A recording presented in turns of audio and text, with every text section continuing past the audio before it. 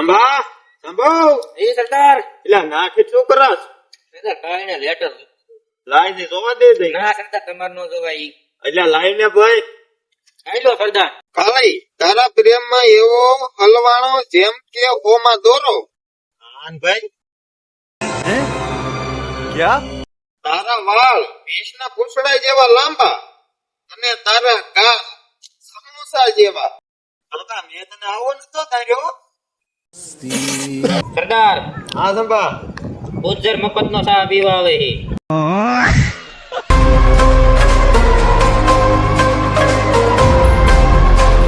સરદાર હા ગુજર સાંભો કેમ જો